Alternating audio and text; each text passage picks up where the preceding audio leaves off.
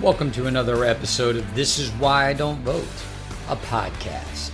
Season 4, Episode 18. Your safe space to discuss sports, politics, social issues, and even religion, where we will take it all very seriously, but not too seriously. A couple of months ago, I went to Cancun, Mexico to do drugs again.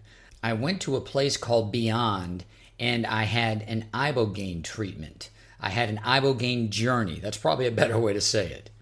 Ibogaine is a extremely powerful hallucinogen, DMT. It has profound psychological effects, physiological effects. It has been scientifically proven to rewire your brain. I have been reluctant to do an episode on my journey only because I feel like I'm still integrating on the experience, and I didn't want to articulate something that I had not yet fully grasped or fully understood the impact of. Conversely, many people know that I went on that journey, and they keep asking me about what happened, what was my experience, how did it affect me, and am I going to do a podcast episode about it? Well, here's your podcast episode about it.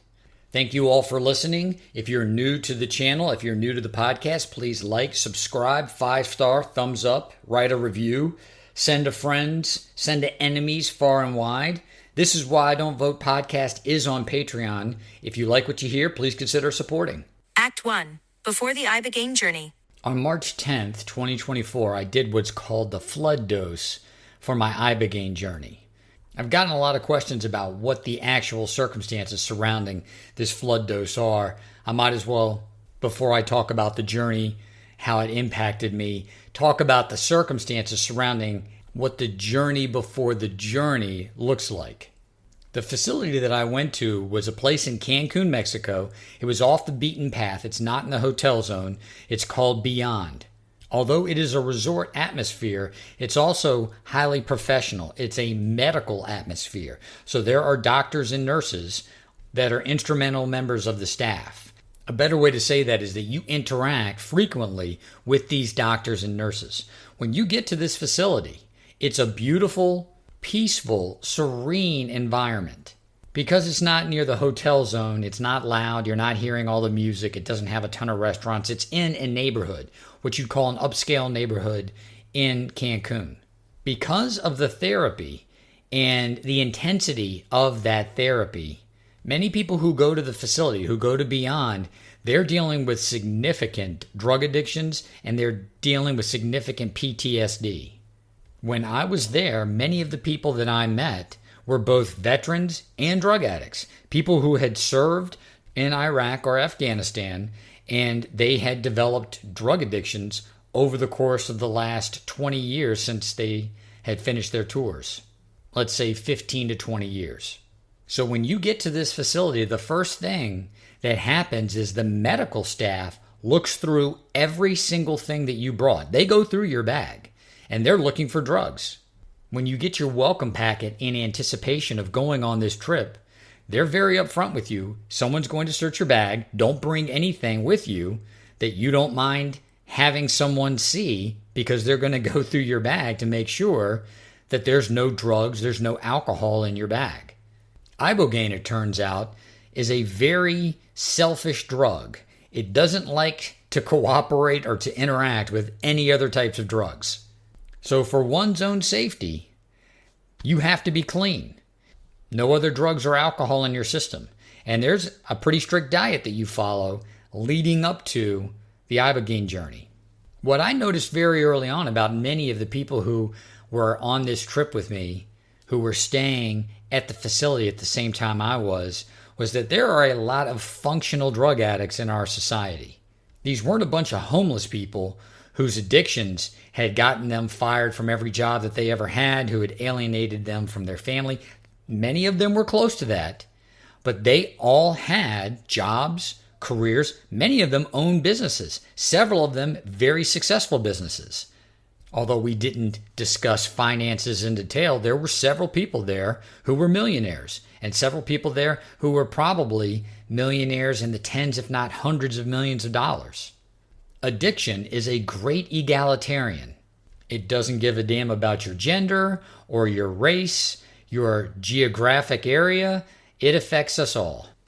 When you get there, you become indoctrinated in the community of people that are there while you are. It's a very interesting scenario where as people are leaving, guests are arriving, and you become familiar with the guests as they go through their process. You become close to the people who arrive near the time that you're arriving, and you try to counsel or help the people who are arriving later in your own journey, in your own stay.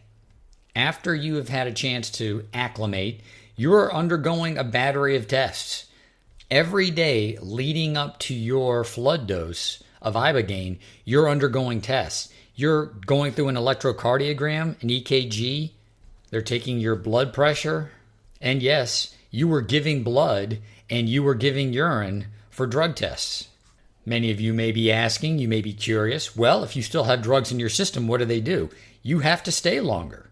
You have a certain amount of time that you schedule when you go to this facility.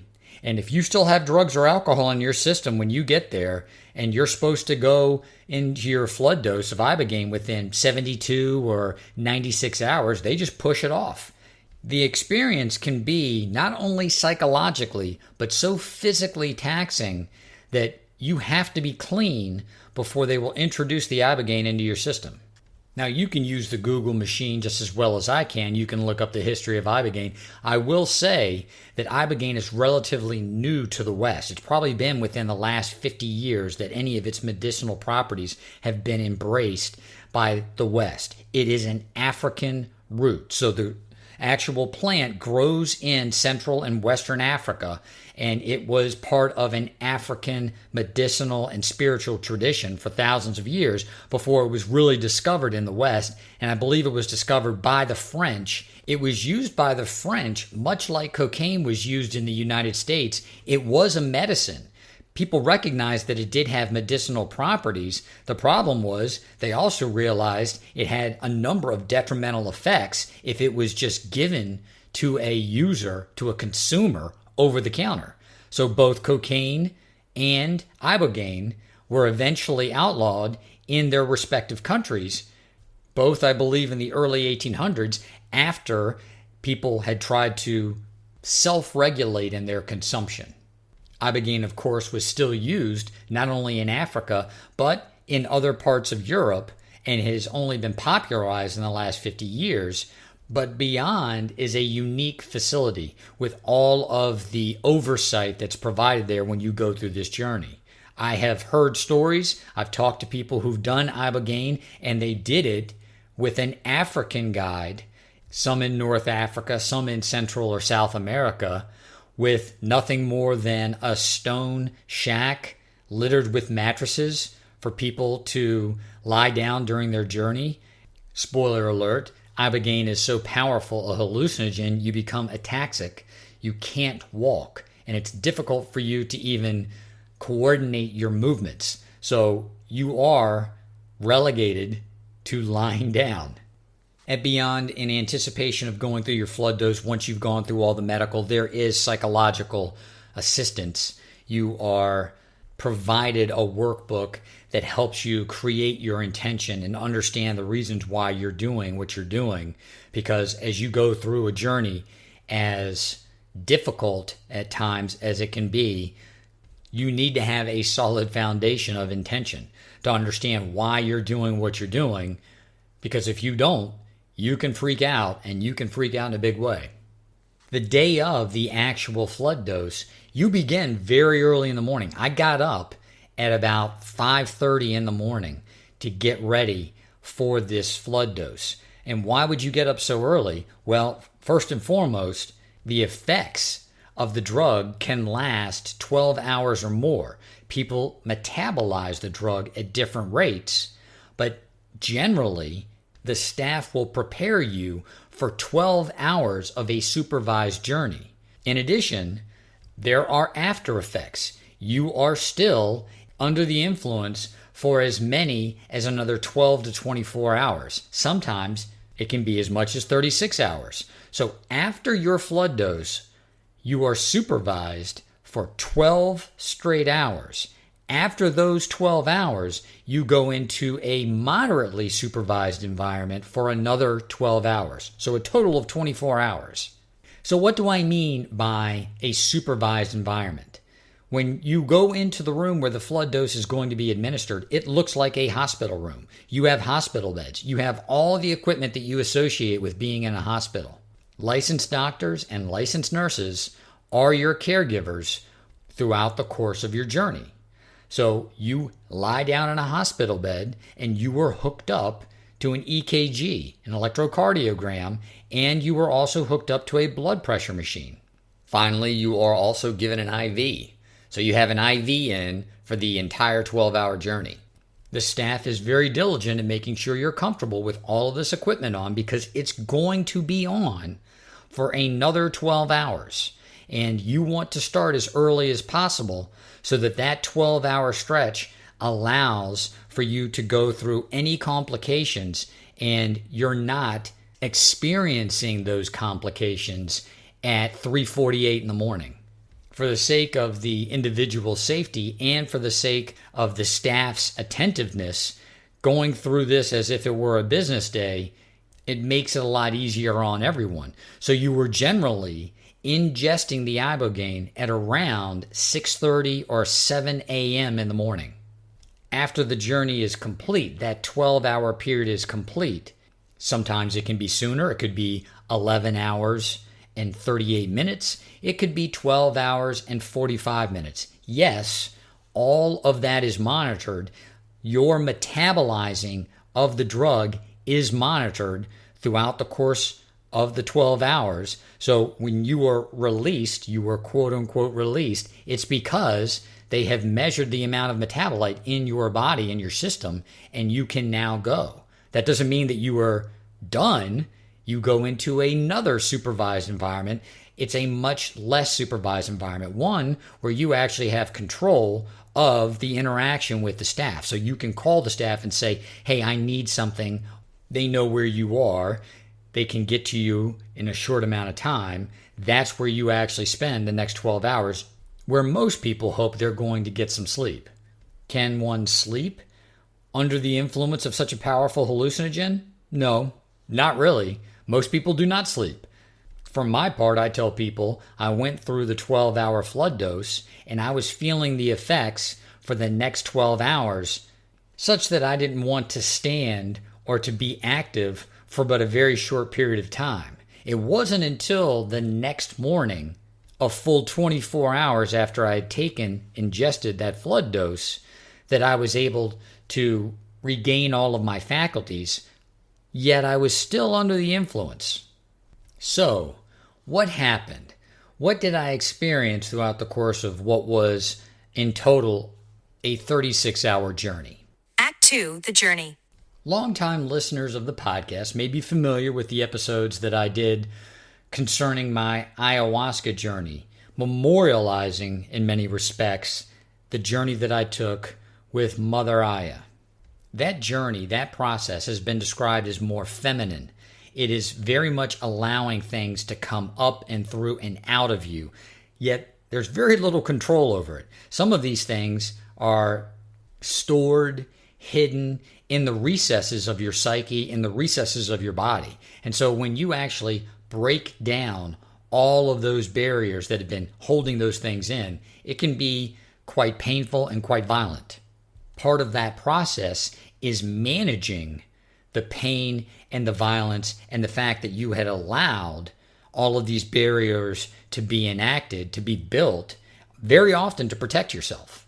Although Ibogaine is a more powerful psychedelic, it has a much more masculine feel, where you are often, if you can manage it, if you can be present in the moment, in control. In retrospect, you look at some of the things that you were advised, that you were told, and you have to think, was this the truth?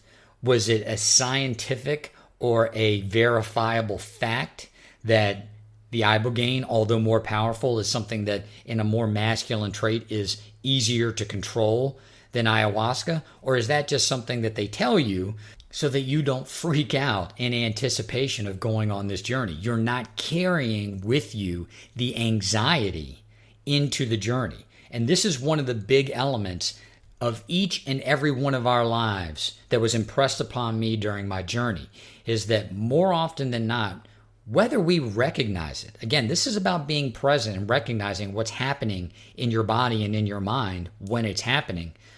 The anxiety of different events that are going to occur in our lives or are not going to occur, that we are anxious about the possibility of occurring. This is what causes us most of our pain and suffering in this limited existence. I'm anxious, I'm worried about the future. And you can fill in the blanks as to what each and every one of you who's listening to this may be anxious about, may be worried about. That's what we are carrying. We are creating this in our minds because it has not yet manifested. We are using past experiences as our guide, and many of us are worried or anxious about things that are going to happen in the future. This is not the frame of mind to be in when you are about to undergo a psychological journey as challenging, as deep as Ibogaine. I ingest the Ibogaine at probably about 7 a.m. the morning of March the 10th, 2024, and it takes a good 30 or 45 minutes for it to kick in. So what are you doing in anticipation of it kicking in? Well, you'd have an eye mask that you were provided, and all of the staff, everyone that you work with, they highly recommend that you keep the eye mask on, particularly as you get deeper and deeper into your journey. In addition, you have headphones on. There is music playing, and it's a playlist that has been curated by the staff. So these aren't songs that you've picked out. This isn't your favorite music or even music that you're often familiar with.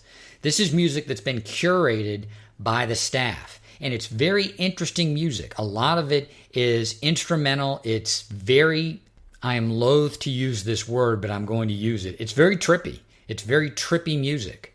And although you were told this, you really have to experience it to understand it. But Ibogaine, it influences severely the way that you hear sound.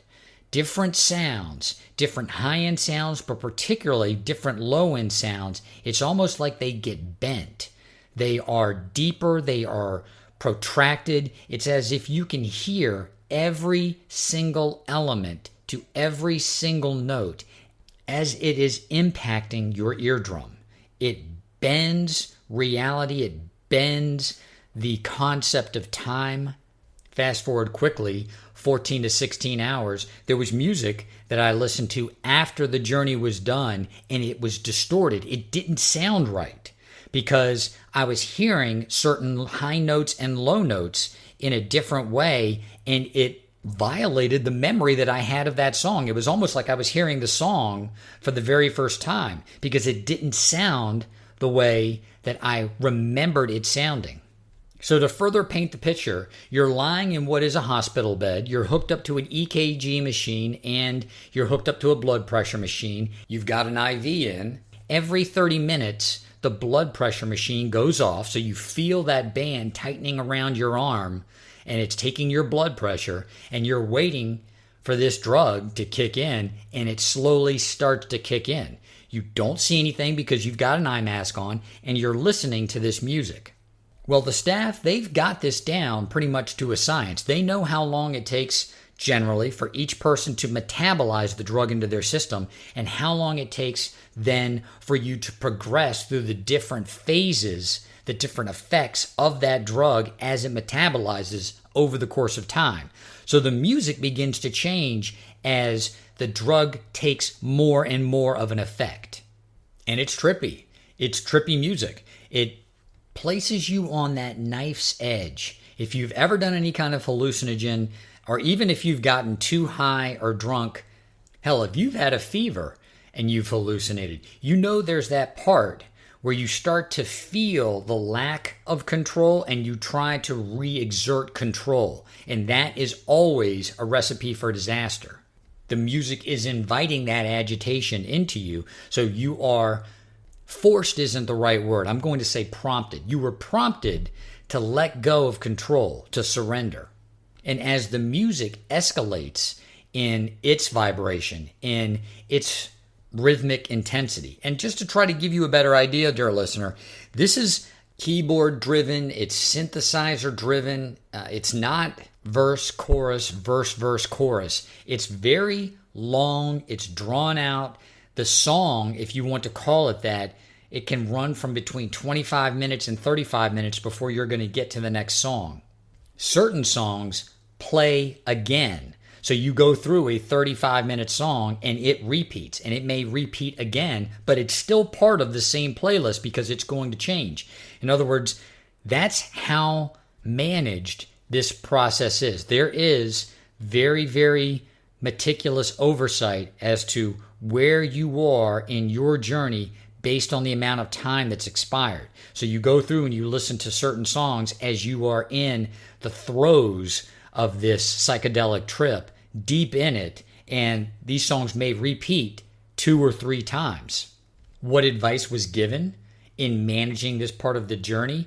Completely and utterly surrender. Don't try to recall or recite any type of intention or mantra. Just let whatever happens, happen. Because it's so difficult. You are tripping so hard to control anything. And this is where you become ataxic.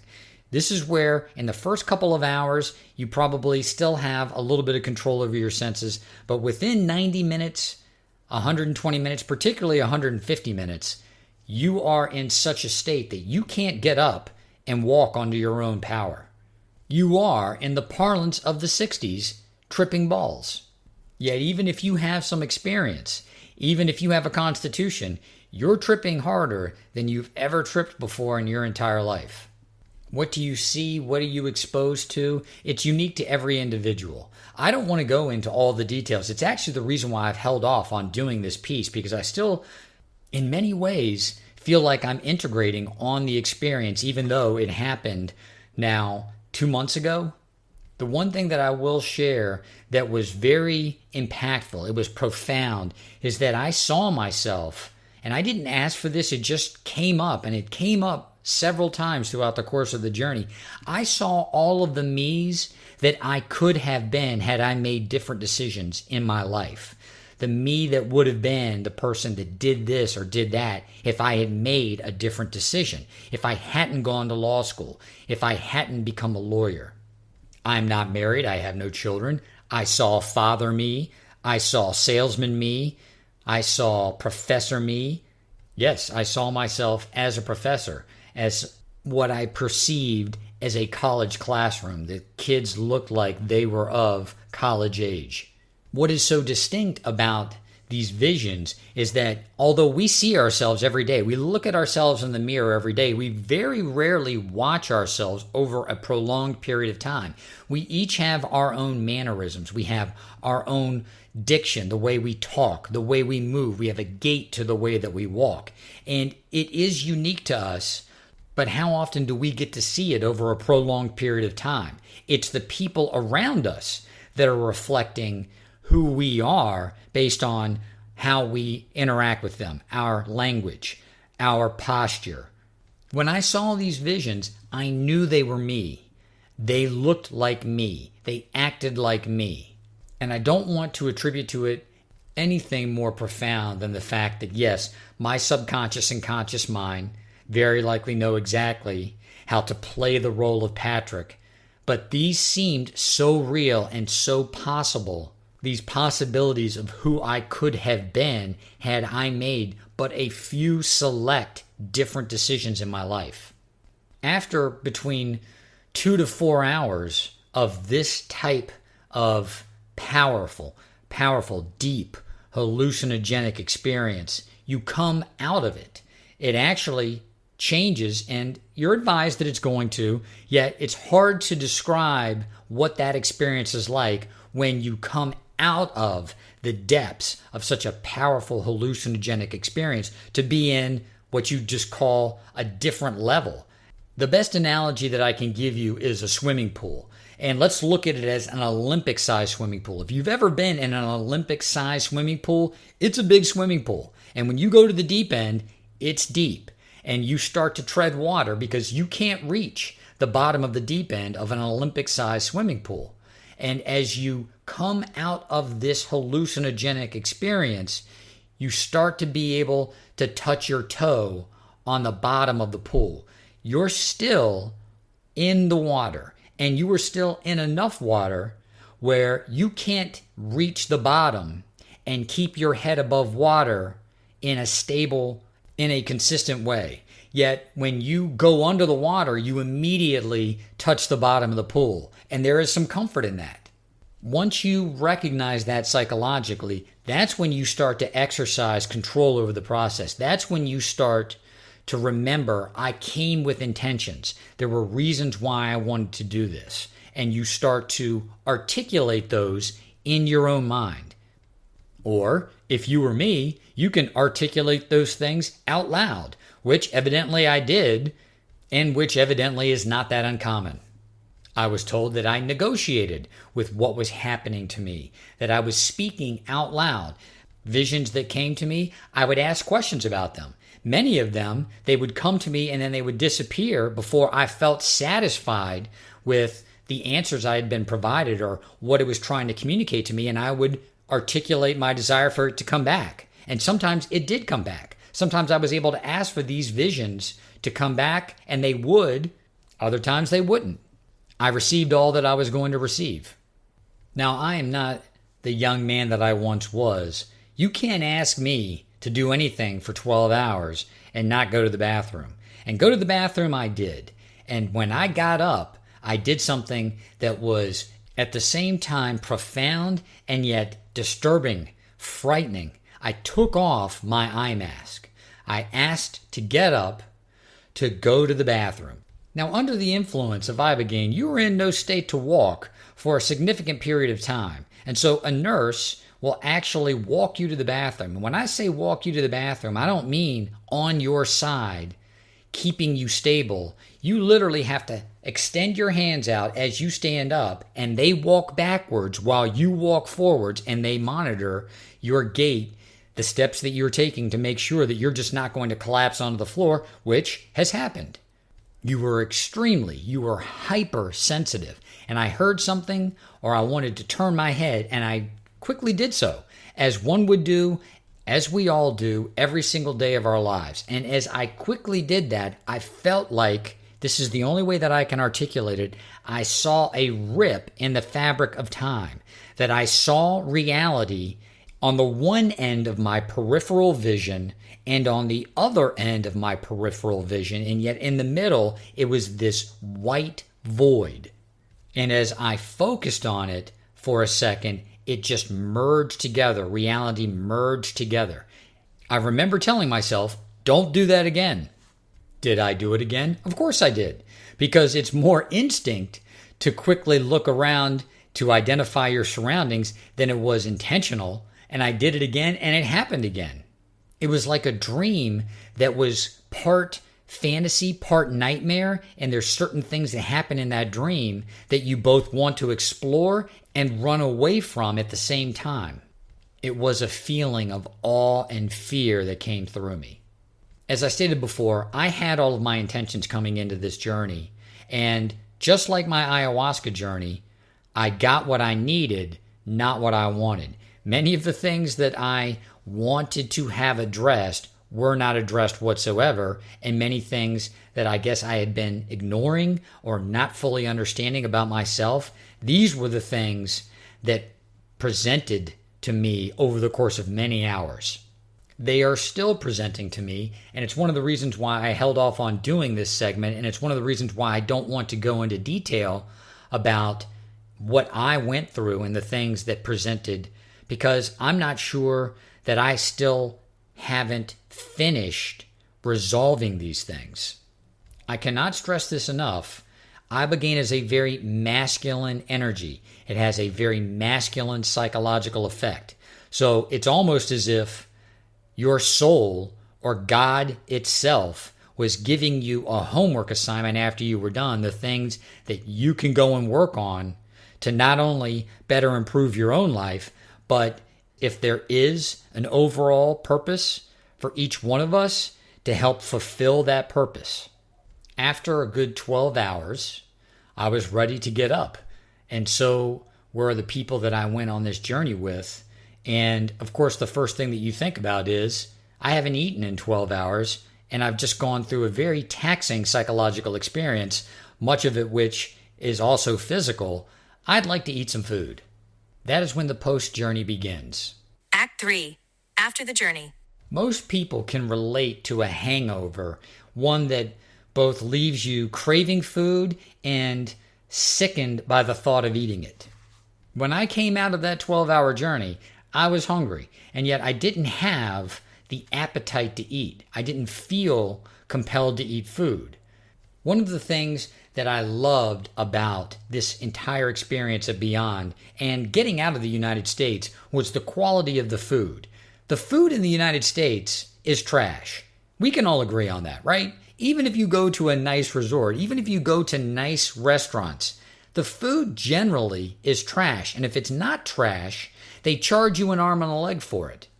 Once you were discharged from the hospital area where you undergo the Ibogaine treatment, you go to the place that you're going to spend the next 12 hours, again, ideally sleeping, a place under managed care, and you can ask for practically anything that you want within reason. And one of the things that we wanted was something that was light, but that we could eat. The fruit there was amazing. All throughout the course of my stay, I was eating all sorts of different types of fruits because it tasted so good. The best fruit that I've ever eaten in my entire life was the fruit that I put into my mouth under the influence of Ibogaine, craving food, yet not really being able to eat it. All of the fruit melted in my mouth. Pineapple, strawberry, 2 or 3 different types of melons, cantaloupe. I may have eaten only 1 or 2 pieces of each. I felt so satisfied. Not just satiated, but satisfied. And that level of satisfaction, that feeling that I hadn't felt in years. I don't know about you, dear listener. It's not often in this day and age, when you get to a certain age, that you feel satisfied, truly satisfied. I felt that feeling. It was a feeling that I had missed, that I knew that I had experienced, and yet it was so distant from me. That satisfaction quickly led into optimism, just feeling an overall sense of optimism about the future. Even though I was exhausted, even though I was hungry and yet couldn't eat, I felt this overwhelming sense of optimism. And to be frank, as part of the integration, I feel it to this day. And again, one of the reasons why I didn't want to do this segment, I almost felt like if I did it, then maybe that optimism would wear off, that it would expire. And it hasn't. What has happened is I believe I've recognized the source of that optimism. And it's simply being happy in the moment and not caring about what happens in the future and not really caring about any material possibility that happens in the future. As a man who was turning 50 years old, I was very concerned with what I had accomplished in my life, what trajectory my life was on, and what I was going to accomplish in my life. And these accomplishments were not spiritual or psychological. Many of them were the things that you can identify materially, that other people can identify and give you credit for. Possessions, homes, cars, money. Subconsciously, we are sold this every single day. We don't believe that many of the advertisements that we're exposed to have a long-term psychological effect on us. And maybe they don't. Individually, maybe they don't. But the culmination of all of these advertisements, everything that we see on television, the commercials that we watch, all of the sponsorships of practically any sporting event, the sponsorships that you see of any of the news programs that you watch, the likes that we give on social media attracting all of that advertising, all of that influence. This has a distinct psychological effect on us, particularly on a subconscious level. And I saw it, how it affected me. Now, am I going to sell all my possessions and go live in a cave somewhere? Not yet. I haven't felt called to do that. What it has done is show me how ludicrous many of the things that I had associated with success, that I had longed for, that I had worked so hard to acquire. It showed me how ludicrous it was that I was attaching to these things. You're going to die one day. I'm going to die one day. It's very likely that the house that you're living in, if it was constructed well, is going to have a new owner. That owner may be one of your children, and then your children are going to die. Then their children may be living in that house. What's the reality? The reality is not only are you no longer living in that house, no longer owning that house, but very likely your kids are going to sell it for the money. And there's going to be somebody that you've never met, that you have no relationship whatsoever, living in that house. It's the same thing with your car. It's the same thing with your jewelry. It's the same thing with your golf clubs. You're going to die. Many of these things are going to outlast you, and they're going to have different owners. They are going to pass through different hands. Why are you so concerned about your place in this moment in time specific to these possessions? It was more than just an epiphany, dear listener. It was as if whatever that longing was, that wanting was, the desire, it turned it off. It turned it off in my brain. It rewired my brain. And it turned on the desire to explore all of the possibilities that life offers from a sensory standpoint, from a psychological standpoint, from a spiritual standpoint. Just being able to enjoy some of the simple things that I overlooked every day because I was striving to achieve some aim that would give me that temporary dopamine hit, and then I would have to jump back into the fire to go acquire something else, longing for that dopamine hit or that sense of approval, that sense of accomplishment from exterior sources. Ibogaine rewires your brain. This is the reason why there are so many addicts that go through this experience, people with PTSD.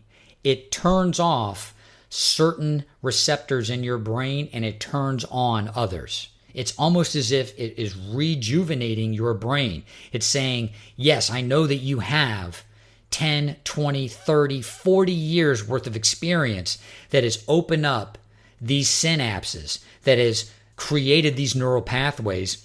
We're just going to turn them off.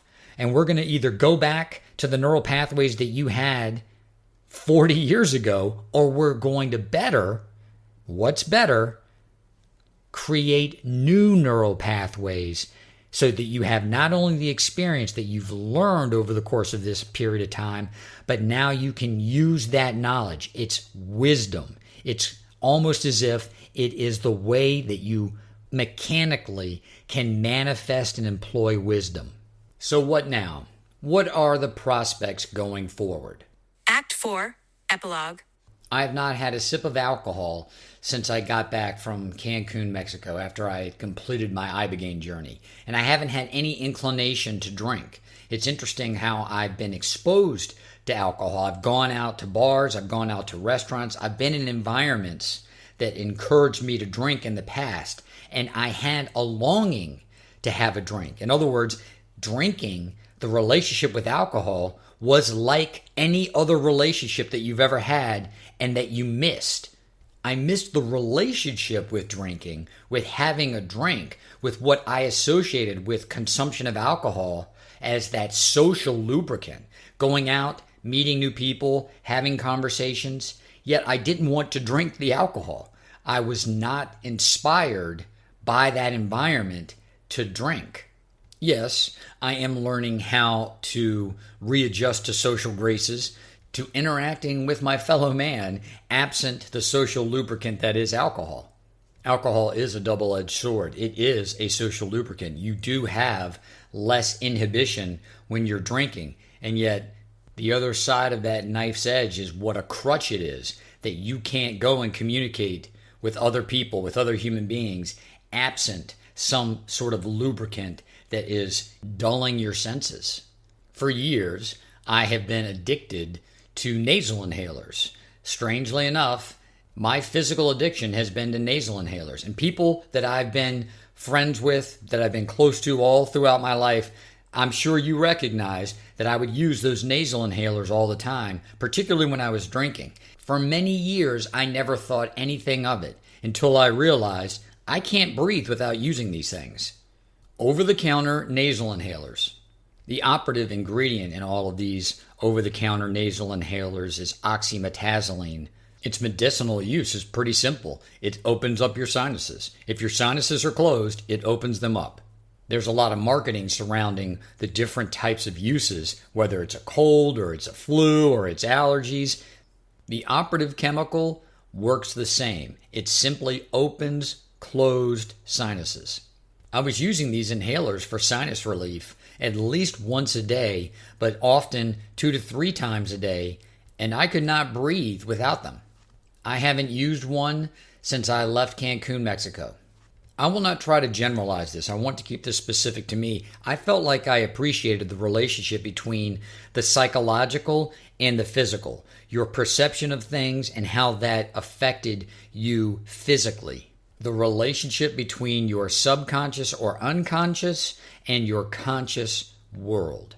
Whatever neurological or chemical dependency I had developed by using these nasal inhalers for close to 30 years, that synapse firing, that chemical receptor that was being triggered, it was turned off.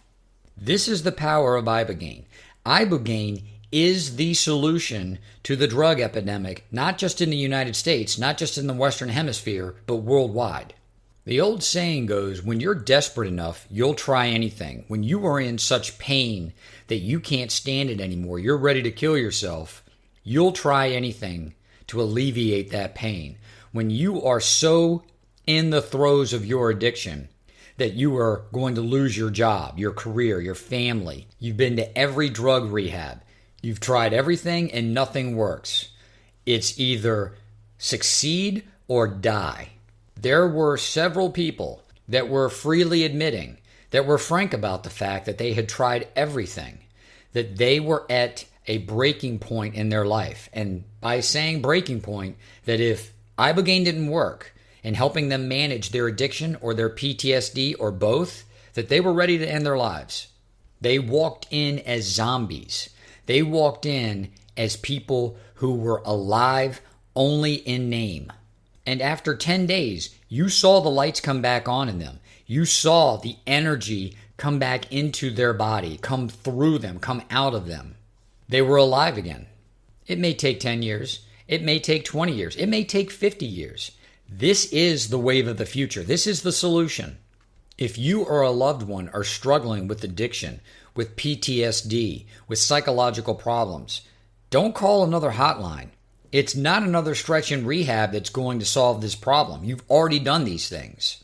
When you are desperate for a solution, you will be open to anything, even if you're afraid of it, even if you are deathly scared of it, because death is what you're facing anyway. Ibogaine is that thing that you've been looking for. This is Why Don't Vote, a podcast.